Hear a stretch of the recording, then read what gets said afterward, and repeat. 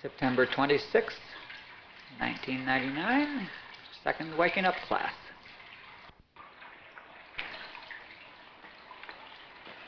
Well, good afternoon. Nice to see so many of you back again. Sort of interesting. I have no idea what these talks are going to be about. I have no idea, for instance, right now what the next talk is going to be about. And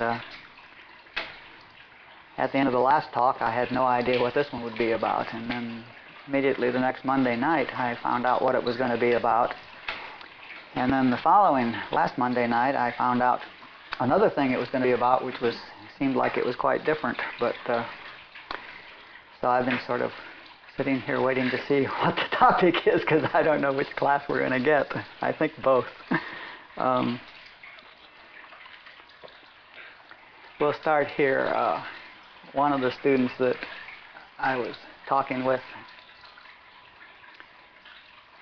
told me that that student was confused and didn't know what to believe. And that night I woke up in the middle of the night, as I often do, and was hearing a lot of stuff about that. And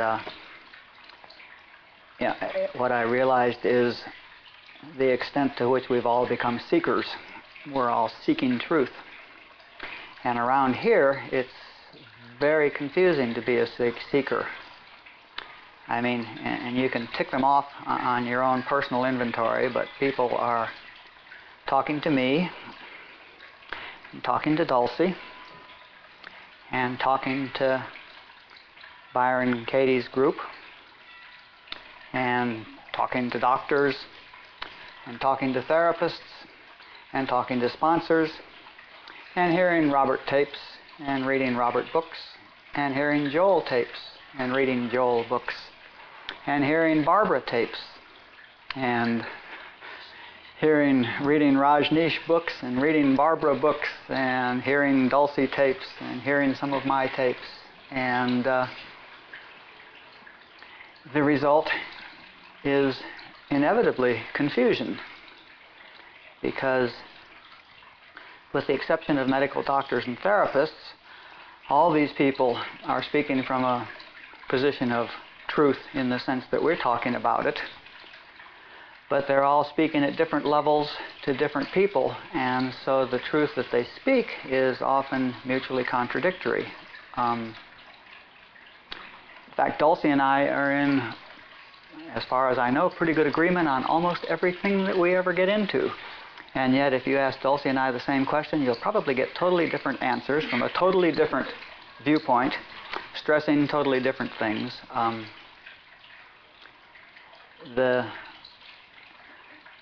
A very standard stage in spiritual growth, the first stage, is to become a seeker. All of a sudden, we have this tremendous urge to go out and find the truth and hear the truth. We're seeking truth, and we go to every teacher that we hear about, and we listen to every tape we can listen to and read every book we can listen to, and we're really, if you look at yourself carefully, and if it's not true for you, that's fine, but we're really trying to hear that one sentence or get that one thing which will give us that super click, which will make everything all right. Suddenly our life will be all right, and our humanhood will become comfortable, and we'll be happy and perfect, and everything will be happy, and we're back in the white picket fence and 2.5 kids syndrome. And seeking is very much about finding the answer so that I will become comfortable or become enlightened or become whatever. And of course, if there's an I seeking, it's not possible to become comfortable or enlightened or whatever, because the I is the problem. The problem is the one who is seeking. The problem is not lack of information. The problem is that there is a seeker, that we believe that there is someone who needs something. Okay? So we dash around seeking and get confused. Also, we hear mutually contradictory statements from all of these teachers, and we don't know what to believe. So the answer to what to believe is very simple. Don't believe anything that you haven't experienced within yourself as your own truth. As far as seeking, all the information that we hear, the Barbara information on script and kid and fantasy land, Meg's information on mind, Joel's information on the nature of error and the nature of meditation and prayer, Robert's information on no thing, Robert's information is about nothing. All this information is very useful in the initial stage, in that it is this type of information which weakens our belief in what humanity believes, what the 5 billion believe. The 5 billion have this constant set of beliefs that we're brought up with and that we're conditioned to believe about, I got to go out and get mine, and there's not enough, and I better take care of myself because nobody else is going to, and God is on a cloud and is sometimes withholding and sometimes giving, and if I could just pray right or hold my teeth right, or, that's what humanity believes, and we're all conditioned by church and by school and by books and by television and by soap operas and by movies, and we're all conditioned by all this stuff to conform to all these beliefs. If I just get the right deodorant, I'll be fine. This conditioning goes on and it's relentless. And all this truth that we read, truth in quotes, that we read, and all this seeking that we do, and all this information that we hear, does serve to weaken our belief in this material, in humanity, in humankind, in world mind's material beliefs. It does tend to weaken our conditioning. And that makes it possible for us to go a step above that and have an experience which gives us truth. But the truth that we're seeking to learn about, the truth that we want, is entirely has to be realized within ourselves, and that's through intuition. So seeking is fine in one sense, but if you're seeking with the sense that you're going to get answers that are going to solve your situation, that's a myth. And if you're seeking in the sense that you're going to get some information that you can sort out and figure out and understand that will work by itself and stand alone, that's a myth. Truth is not understandable. And if you think you can get all these teachers who are truth teachers to be consistent, that's a myth, because their audience is different, and their expertise is different, and their level of understanding is different. Joel's level of understanding changed dramatically from 1945 to 1964, and very seldom do they come through totally clear.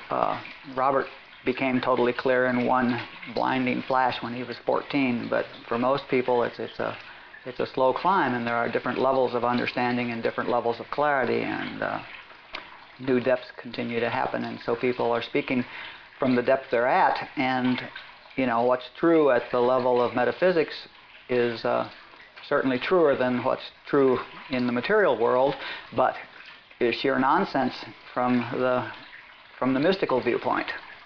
So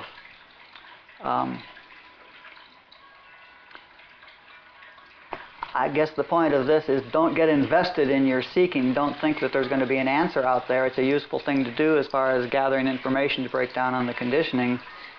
But the more different places you go for your information, the more confused you're going to get, because the more contradictory it's going to be. The best plan initially is to find one teacher who in this moment is bringing the kind of truth that you want to hear, that feels comfortable for you. The other thing to remember is, every time you go to a teacher, you're putting yourself in that teacher's consciousness.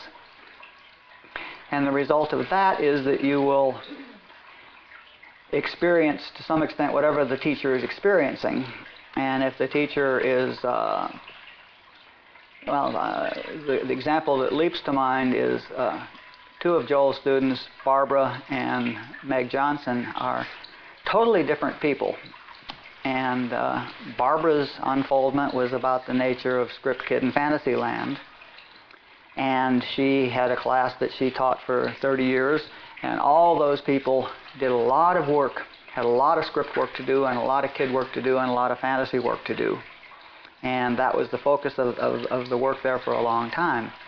And Meg Johnson had a wonderful unfoldment on the nature of mind, and we will get into that in this class subsequently.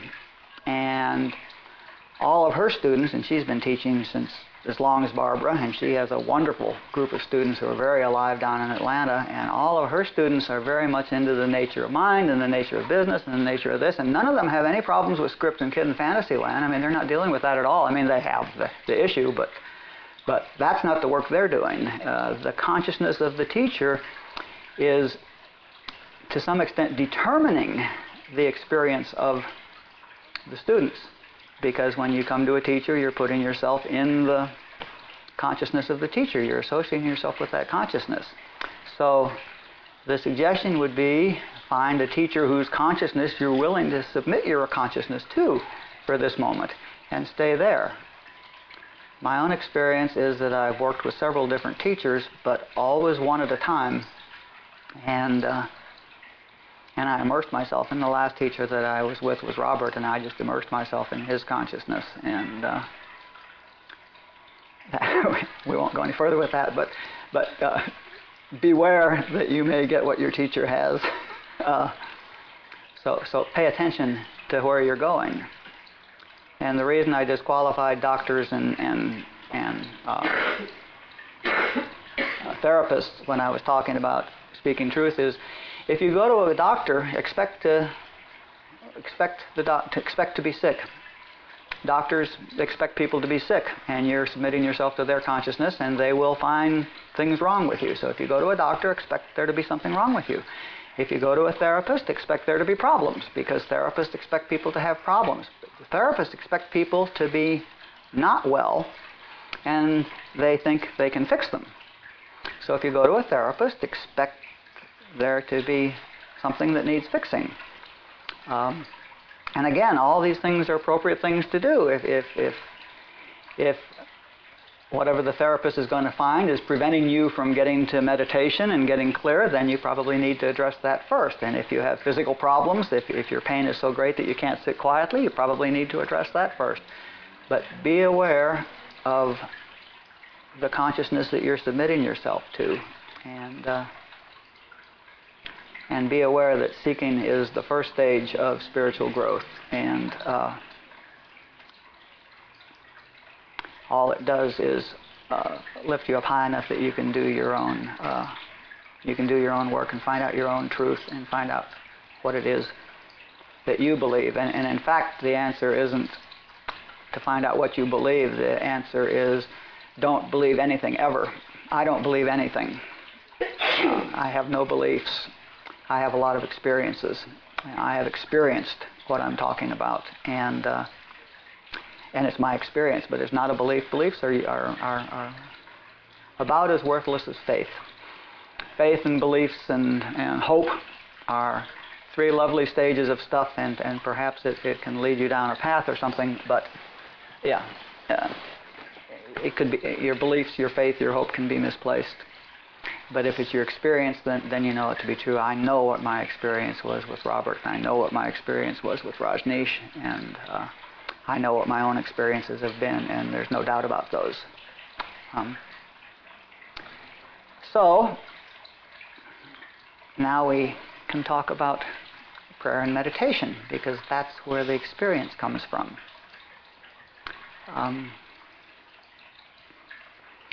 Last week we talked about the nature of God. Essentially we talked about that all there is God. What was that wonderful title to that section in that book, Joanne? Consciousness is the creator and the substance of everything, I think was that title of that section in that book. That's what we talked about, is that all there is God, which is consciousness. Consciousness is the creator, and consciousness is the substance of everything. All there is God.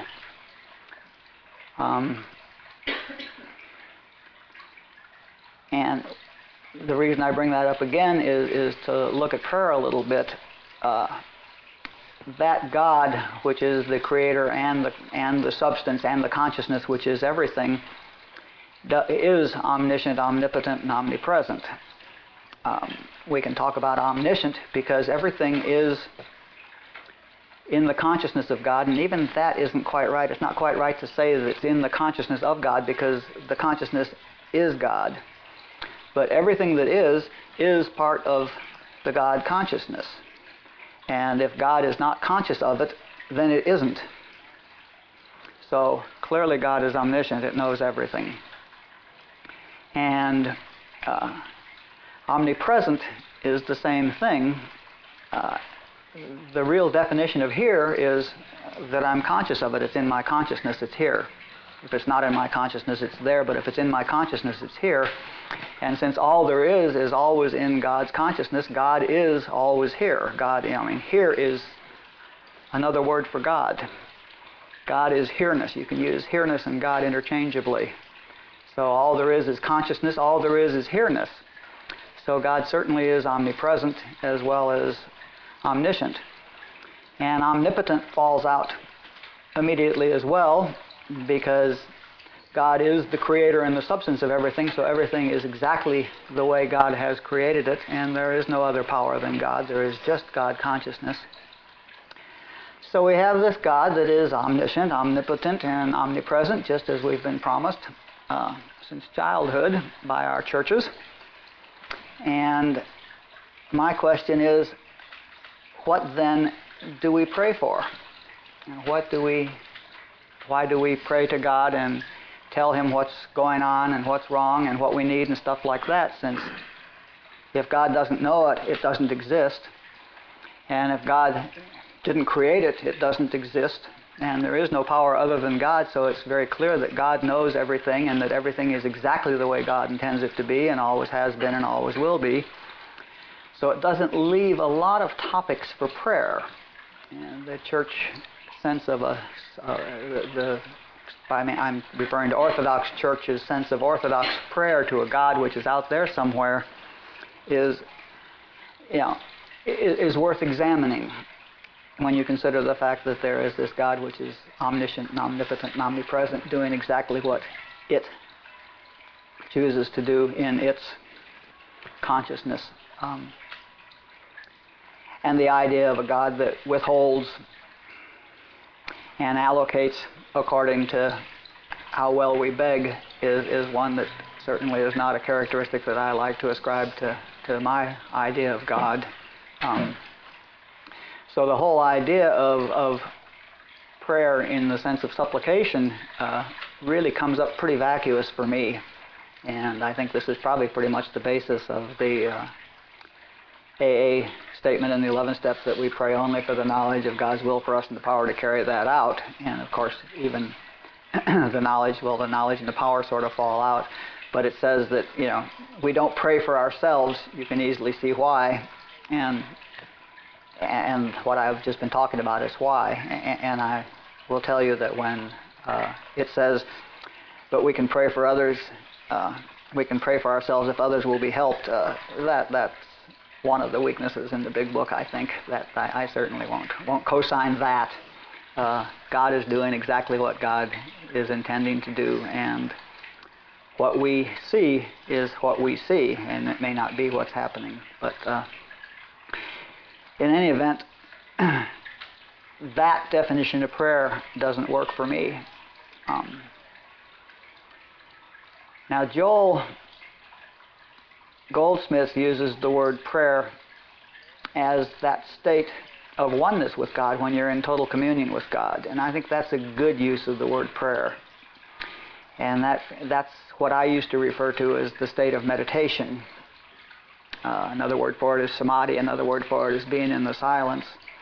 But I think that's a perfectly good use of the word prayer, because prayer is, because you're in a divine state and you're in a divine state of oneness, and that has a nice sense of prayer for me.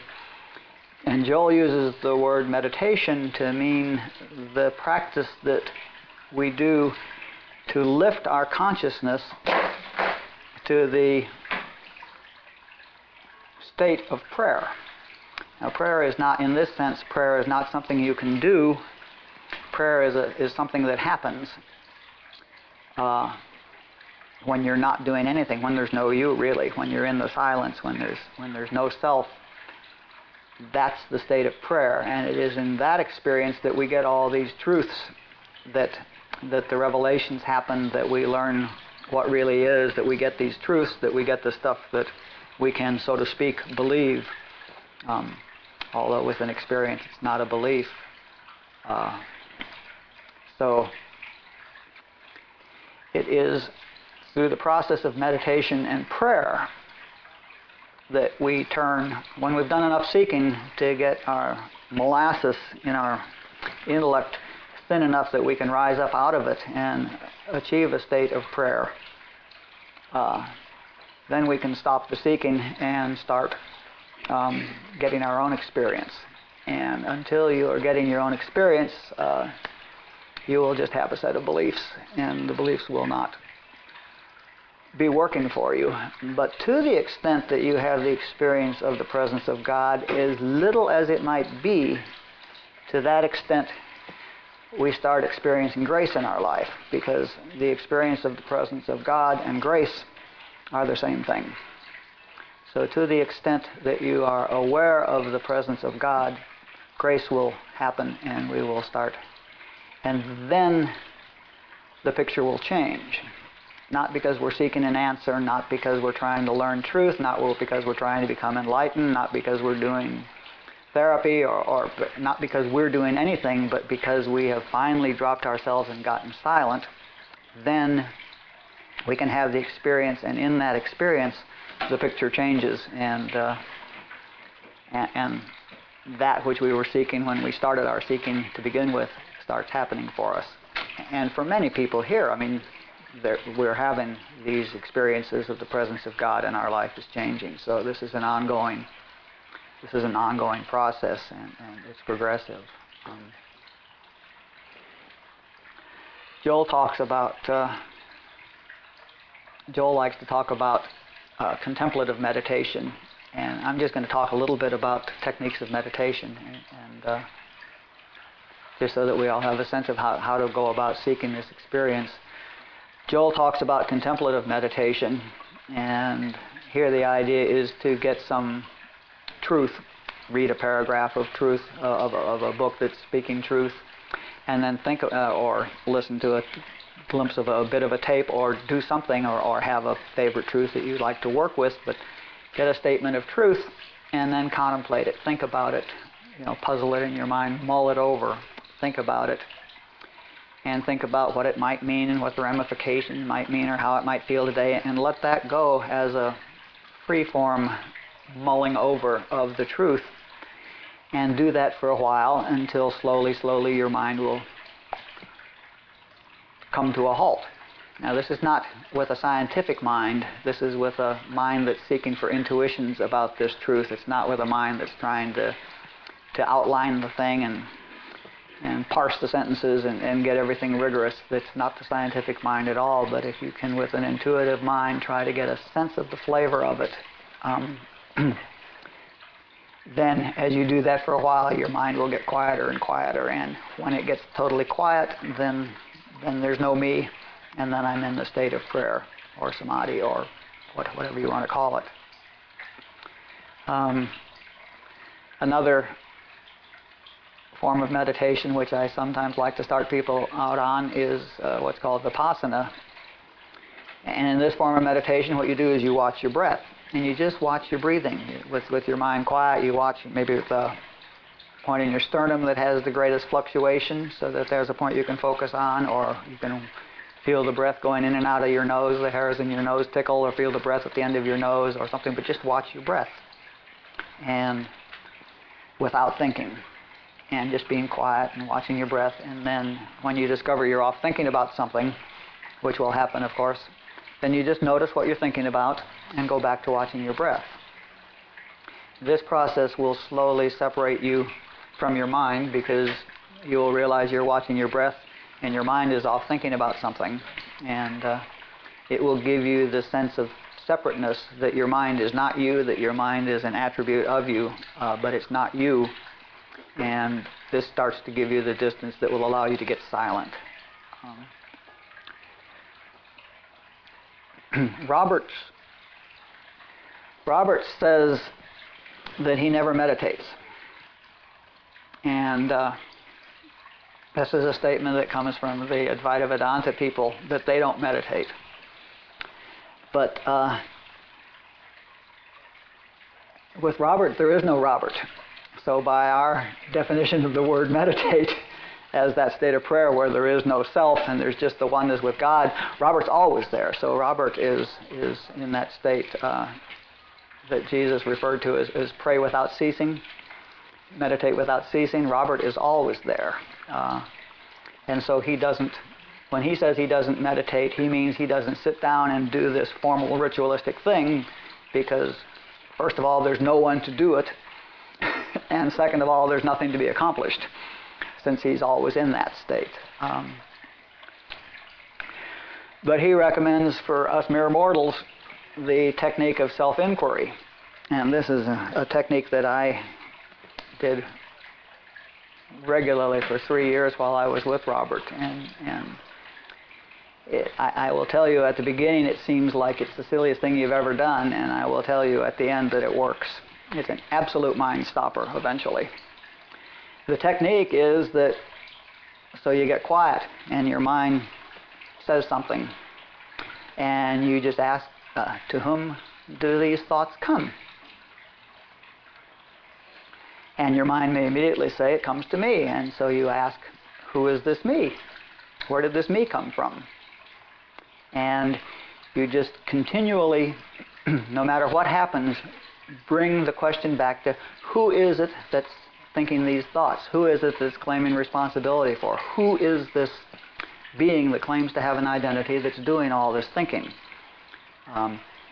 And if you're, really upset about something and you want to get quiet, you stop and say, who's upset? Well, me, I'm upset. Well, who is this me that's upset? Who is this me? And you just keep turning it back to, who is this me? And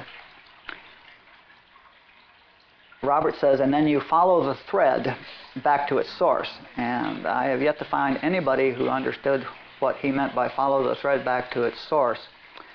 But my experience is that as I do this long enough, when I ask, well, who is this me? Who is this me? Where did this me come from? Then there's a silence in me. And in that silence, what it really is it's a dissolution of the me. The silence is not me. This me has dissolved. And that silence is the source. So it's the picture that I get of following a thread somewhere that was confusing to me. The fact is that if you do a self-inquiry long enough, every time you ask, who is this me, either an answer comes up and you repeat the question to that answer, or there's silence, which is the truth, the silence. So that's an interesting technique. Now, Byron Katie had an experience much like Robert's. And she sees what Robert sees, and he sees what she sees. And yet, her technique is so completely different from Robert's that you would think that here's a great case of total difference between the two. And yet, if you look at Byron's technique, she says, when you have something you're working on, you ask the question, what do I get for being invested in this situation? And you build a list of attributes, of human attributes that you would be like. And then she says, well, who would you be without these attributes? Now that question is exactly the same question that Robert's asking in self-inquiry. Who would you be without these attributes? Or who is this person who's complaining about being unhappy is the same question. And they both lead to exactly the same thing. What she's doing is tearing down this me that has these attributes, attribute by attribute. She's throwing them out and bringing you to the silence. And Robert's just trying to cut off the tree right at the base instead of chopping the branches off. But those two questions, it turns out, it suddenly became clear to me a couple of nights ago that those two questions are exactly the same. So, and of course there are, Barbara's has a technique that leads you directly to the silence. What's the technique called? Awareness. Awareness exercise, the awareness exercise, yeah. And that's another one where, again, you start with trying to identify this I and then going beyond it. So, we have actually, Dulcie has a really nice tape on that we can make copies of if you want to explore with that.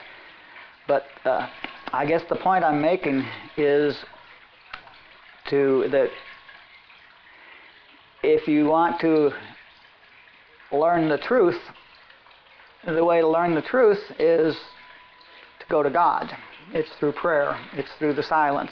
It's the experience in the silence and what comes through that experience.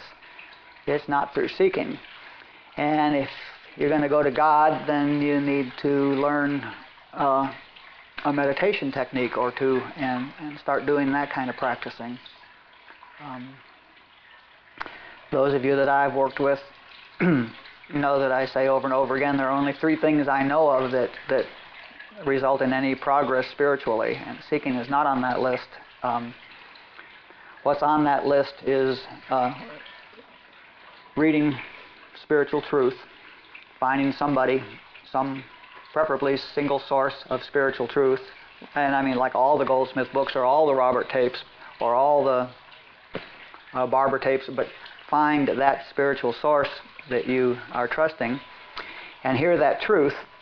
And the reason for that is that's to thin the molasses so that you can rise up out of yourself, out of your molasses of humanhood sufficiently to be able to have the intuitive experiences that are what we're calling prayer. So the first one is reading the books or listening to the tapes.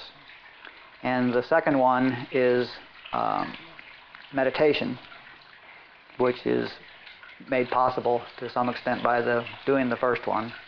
You can do the first one until you get lifted high enough that you can do the meditation, or you can use the first one as the trigger that you take into a contemplative meditation. And the third one is hanging out with people who are doing the same work, but more important, people that have a higher consciousness, that are in a higher state of realization. It's not right to say higher consciousness, because there's only one consciousness, but those who have realized more of their consciousness than you have, because you do get lifted by associating yourself with a consciousness that is more realized than your own. Or you get lowered by hanging out with a consciousness that is less realized than your own. And you all have that experience. I mean, if you hang out with a depressed person, you start feeling depressed. If you hang out with an angry person, you start feeling angry. If you hang out with joyful people, you start getting happy. I mean, you all have the experience that there's really only one consciousness and that we're in it. But the clearer a teacher is, the more realized the teacher is, the stronger that teacher's influence on the consciousness of the group that's around that teacher is, and the more effect there is. So that sitting in Robert's presence, when I went to Robert for the first year, when I left Robert, my skin buzzed. Every cell in my body buzzed. I mean, it really felt, I ride motorcycles, and it really felt like riding a motorcycle bare arm, with the skin blowing the hairs on your arm. I mean, every cell in my body buzzed from being in his presence. So that kind of an influence.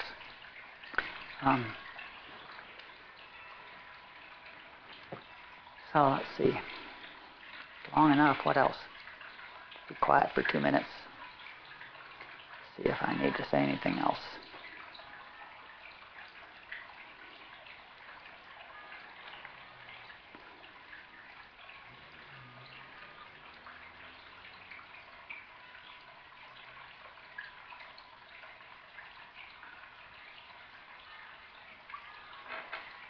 I guess not. Questions, workshop, conversation, potty breaks, whatever moves you.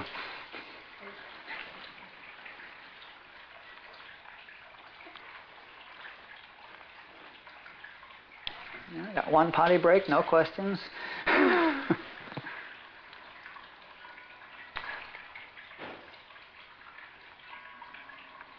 Or we can practice the silence.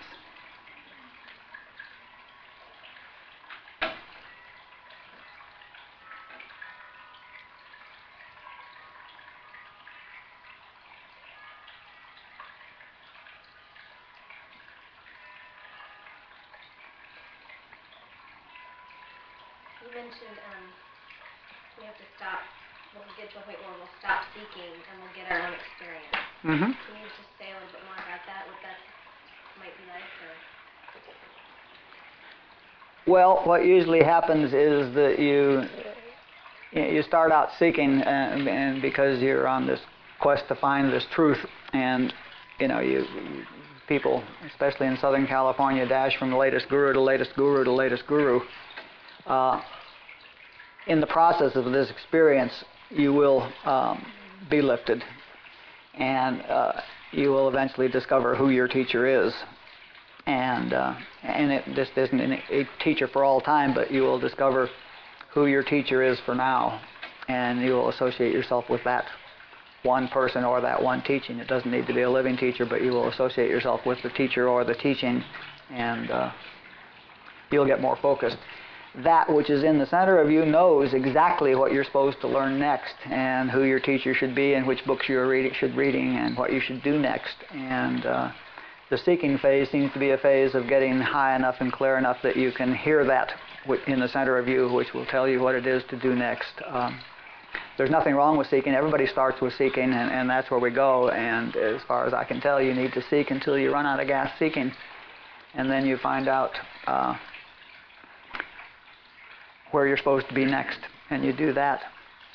Some of you are doing 6, 7 things at a time, and some of you have done only one thing for a long time, and it's I can see the difference between those who have focused on a particular teaching for a period of time. You start to get it, because as we said last week, and as I will say a lot, the words are all nonsense anyway. I mean, it's all pointing at the moon, and it's all flavor.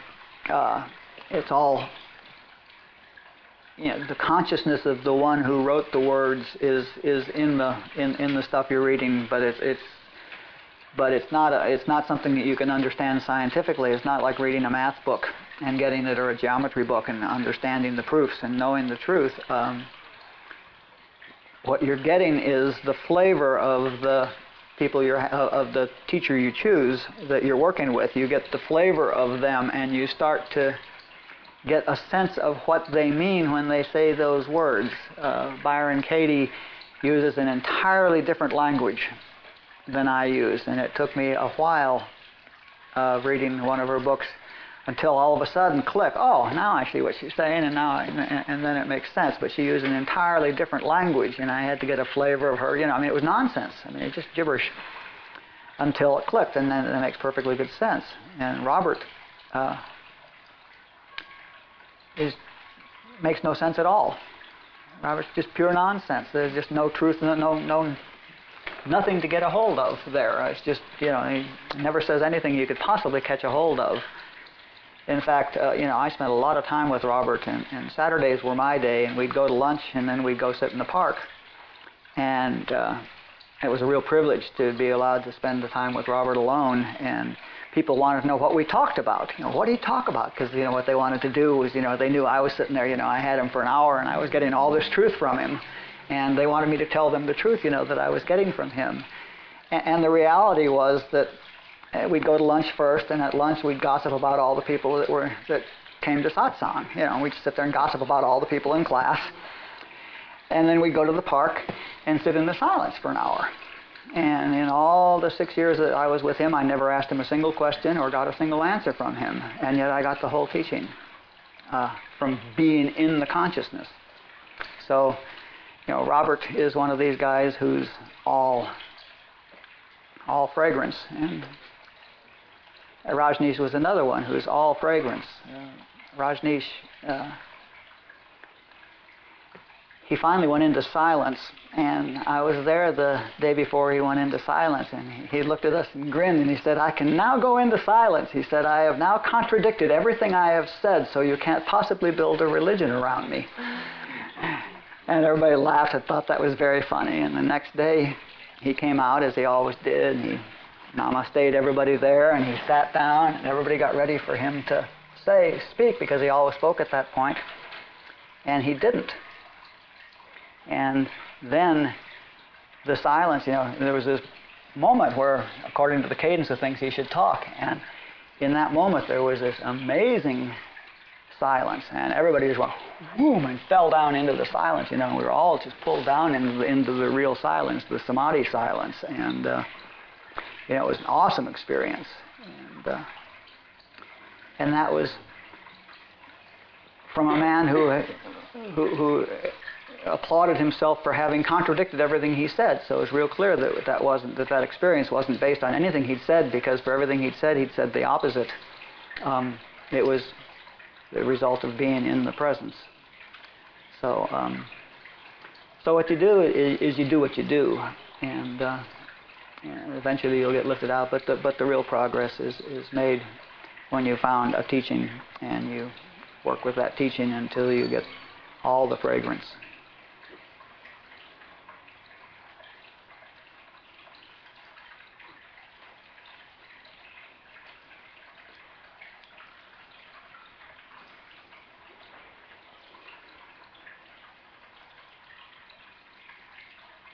I had an experience today where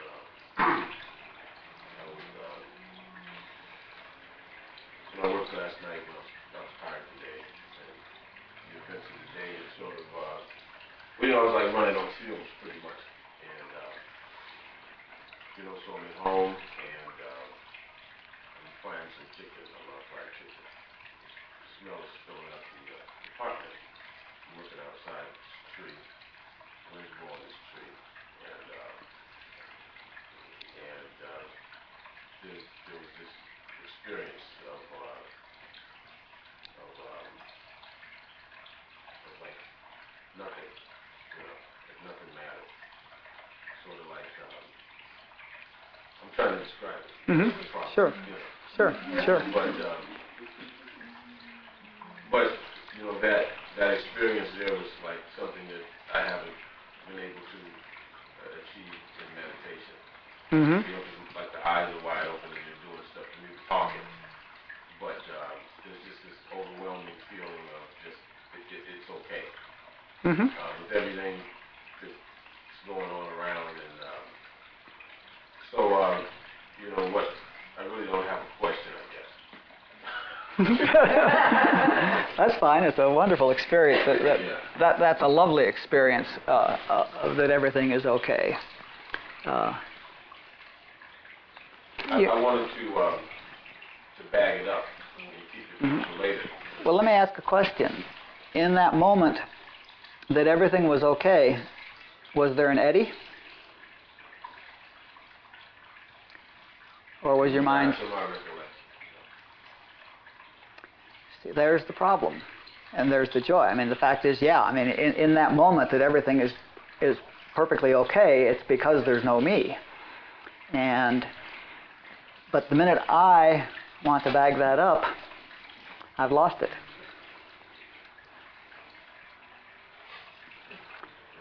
Did I tell you guys last week about, last talk about when you first wake up? Yeah, all right. That's the other way of having the experience. And again, I want to remind you that I also did that and also had the experience there. And that was not my first experience of my first time in that experience, but that was the first time that I knew that's what it was. That I knew that that was the experience that we're talking about, because it was such a precise way of getting there, and there was the gap. I'd had that experience before, but then I knew where it was. So that's another technique that worked for me. Self-inquiry. I did self-inquiry, driving in the car, driving down the freeway, everywhere I went, I did self-inquiry. And eventually it got to the point where I could just say who, and the mind would come to a full stop. I would just start with, instead of to whom does this come, I'd just say who, meaning who, the start of who's thinking. And I would just say who, and I'd be in the silence. But then I'd probably done it 10,000 times by then. But that one does work, and the waking up in the morning did work for me. Those are the two that were highly successful for me. Hanging out with Robert, of course, was everything. So that technique works. All those things do. Hi. I didn't hear anything about what you do when you wake up in the morning. If you wake up naturally, as distinct from being woken up by an alarm clock or something, if you just sort of come to quietly, you will be able to notice, if you're paying attention, that there is a gap there where you're here and the first thought hasn't happened yet.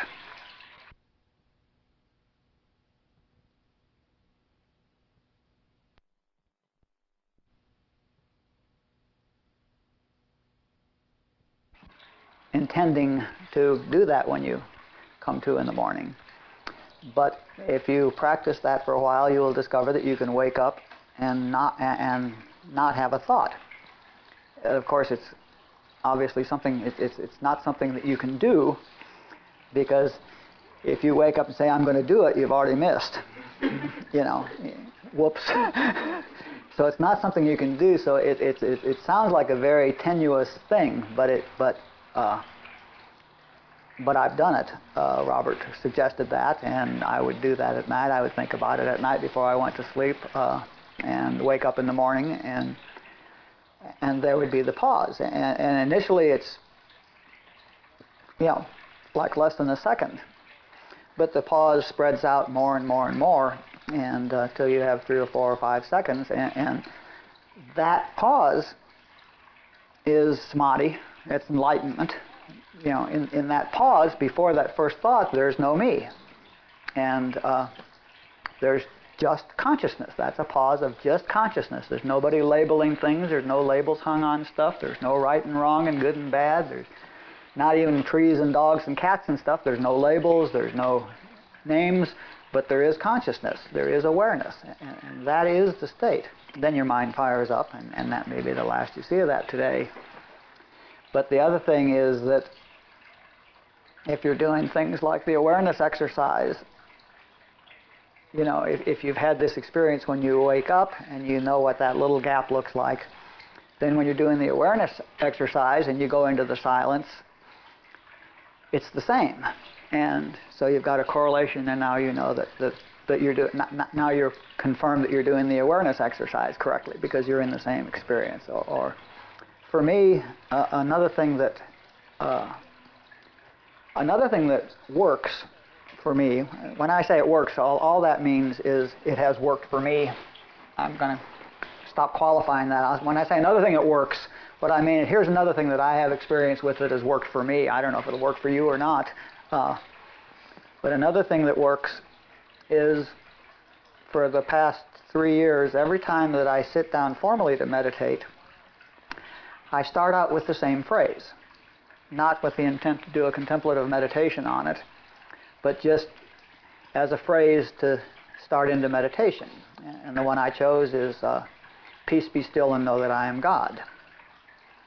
And so every time I sit down and I do peace be still and know that I am God, and I may say it several times, sort of like a mantra or something, and what happened was that I would sit down and say, peace, be still, and know that I am God. And then this, when I'm thinking about Lee, I feel like there's a outside to my consciousness. I feel like my consciousness is sort of inside my head or something, and there's this outside to it. And another technique which Robert pointed out to us is that I can imagine that dissolving, that little bubble around the part of consciousness that I think is Lee, and if that bubble dissolves, then it's all continuous. And so what happened for me very quickly was, after I would say, peace, be still, and know that I am God, in the silence the bubble would dissolve, and then it would say, peace, be still, and know that I am God. And now that was not me saying it. It would say that. And then more stuff came on. What followed from that is, and then it said, and I am here. And then came the here-ness thing. It said, and I am here-ness. And I thought, here-ness? And it said, I am the essence of here-ness. And then it says things like, and I am all there is. I am the only reality of everyone and everything.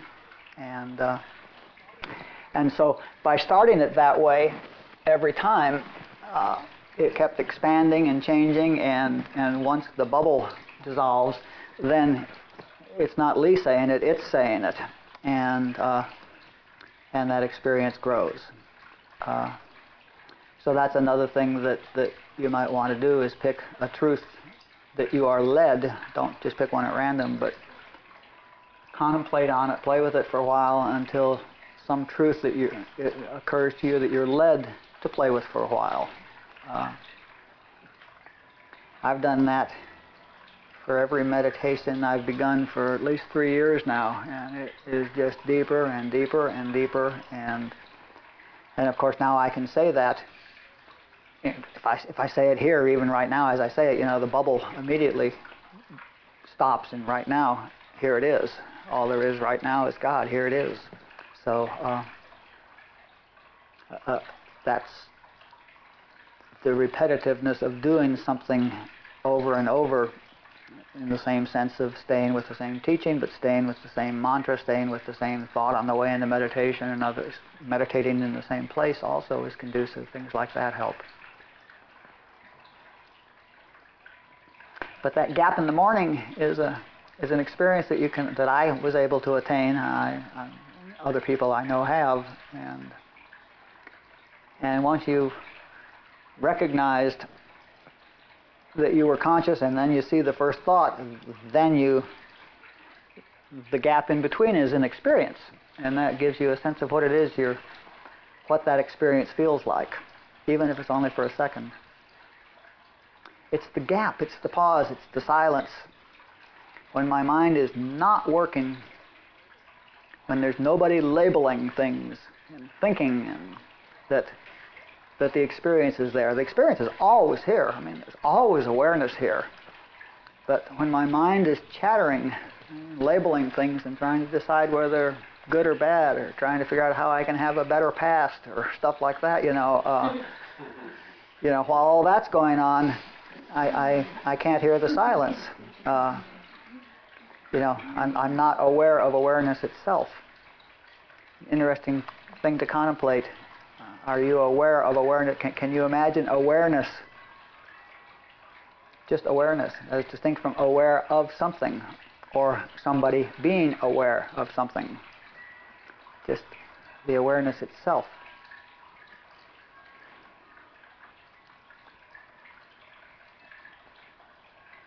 I got myself all confused. Good. Trying to talk to somebody about Joel's,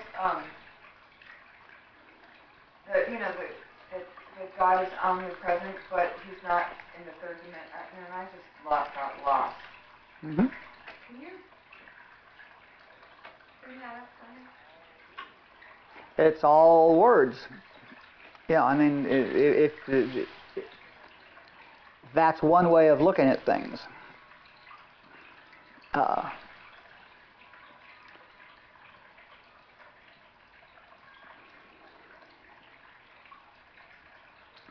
I don't think I'll go into it now. I think we'll let that go until we do a class on the nature of mind, if that comes along. The problem is trying to explain anything like that is, well, first of all, it's very contrary to standard human beliefs, human consciousness, the standard beliefs that everybody believes. And so it's very hard to present that information. And the second thing is that at one level it's true and at another level it's not. You can say that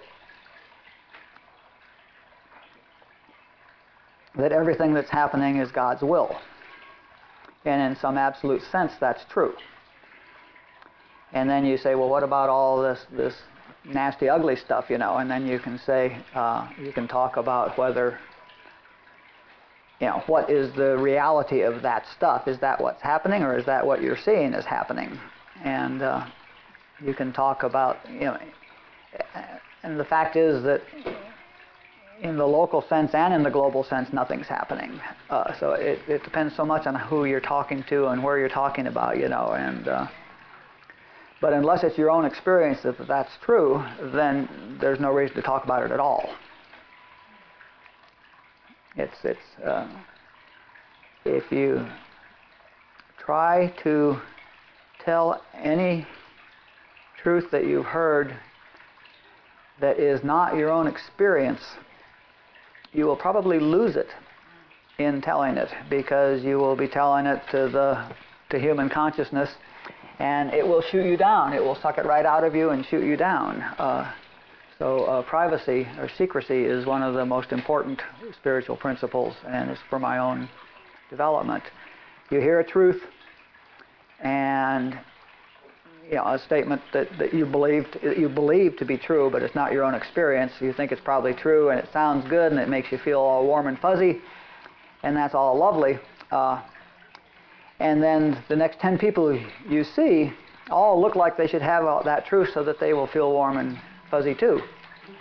And the fact is that if that truth is not in your consciousness, you can't transmit it.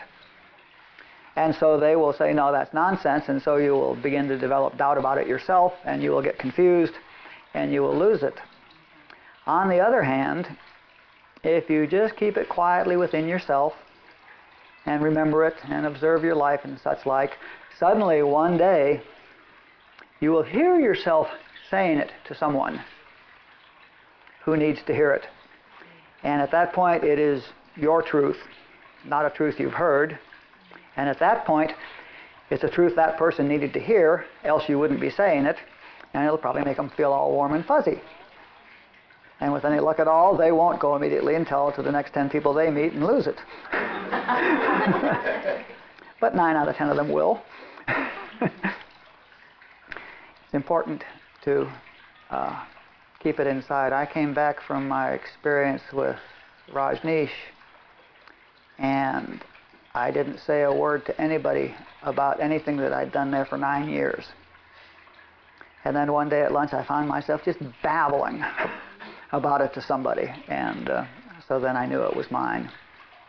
And the same way with Robert. I spent a long time with Robert, and all the time that we've been doing Joel work and all the other work that we've been doing here, I've been teaching infinite way principles and participating in all these lower level classes that are about the material world and about metaphysics and stuff like that, but I have not spoken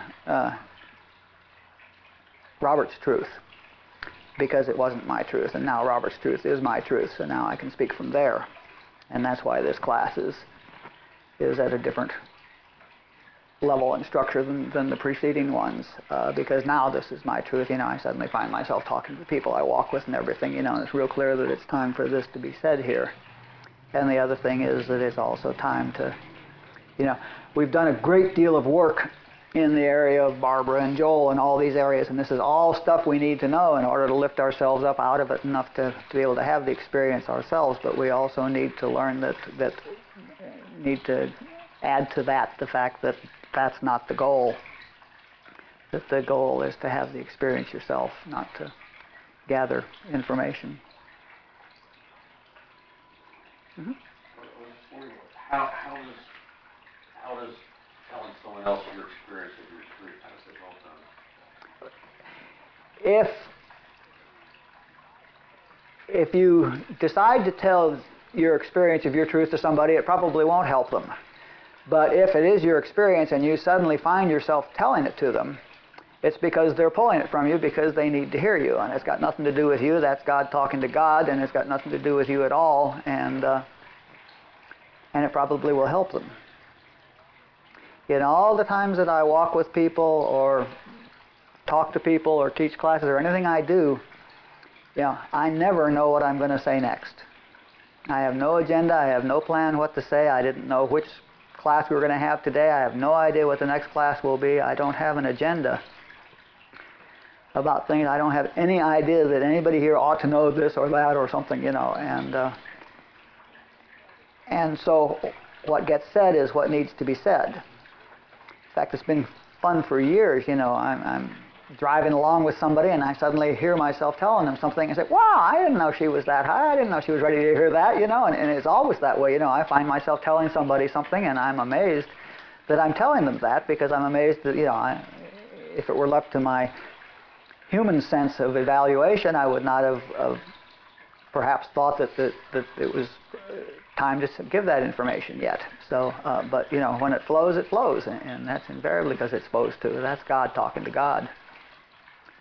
The class is the information in the class is determined by the students, not by the teacher. If it's a true teaching and a true teacher, then the students determine the information. That's also why all these teachers are so mutually contradictory, because their student bodies were all very different. Buddha and Jesus are in absolute agreement on everything. But there's no similarity in their teaching that you can see casually, because Buddha was talking to a group of people in a society of people who had a long tradition, a long spiritual tradition, and a tradition of enlightened masters and things like that. And so he could talk to these people. And Jesus is talking, frankly, to a bunch of tribal rabble. And so his message is entirely different. But if Buddha and Jesus were together, they'd both say, yeah, he's right, listen to him. There's no question about the truth. It's just the students. The students determine the class, not the teacher, if the teacher is a teacher. Other people, teachers who are not teachers in the sense I'm using it, are the ones who will sit up there and dazzle you with their information and light shows and drama and dulcet tones and all this sort of stuff, and these are people who have a message. And but that's not a true teaching. That's whatever it is. And the people that are attracted to that, by the way, are learning exactly what they need to learn. It may be to keep their money in their pockets, but they are learning what they need to learn. And everybody finds their right teacher.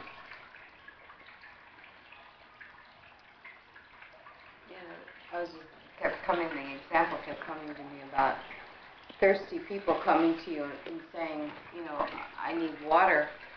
And so you start reading to them all about what water is and what it makes up and where you find it and what it is, and hours later and the person walks away still thirsty. Mm-hmm. But, it's like if someone says to you, what's water? It's so much easier to hand them a glass of water and say, drink this, experience it, you tell me what it is. And that's the same with meditation is what's meditation? Well, come meditate with us, see what it is for you.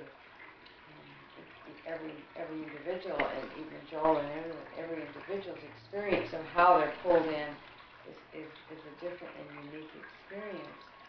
But experiencing it when it comes and you're no longer thirsty and you're just in it all the time, that state of meditation, and it's meditating you. Runner's high describes that, when you're no longer running, that the running is running you. And there's lots of examples of that. And it's meditation, and I was trained 20 years ago that I was to sit down and say, meditate me. Just meditate me, because as a human being, I can't meditate. But I can be meditated by that which meditates. that which is.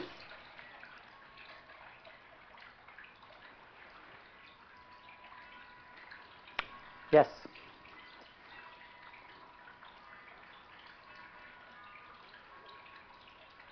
It's here right now. Real clear to me.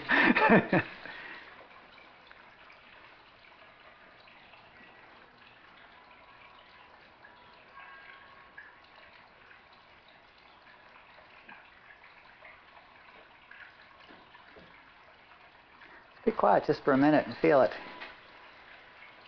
Let your mind just die out and feel the presence. There's definitely a very strong presence here right now, which has descended upon us just a few minutes ago.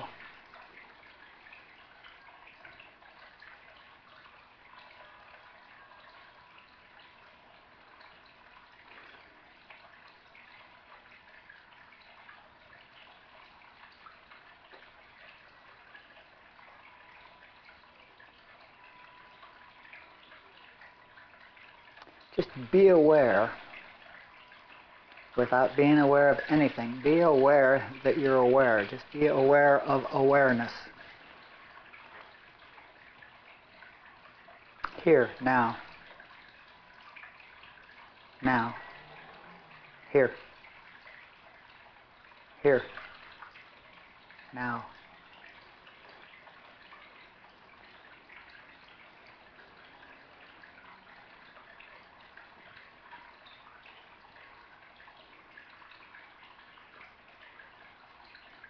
Jesus said, closer than breathing, nearer than hands and feet. This. What can be closer than breathing?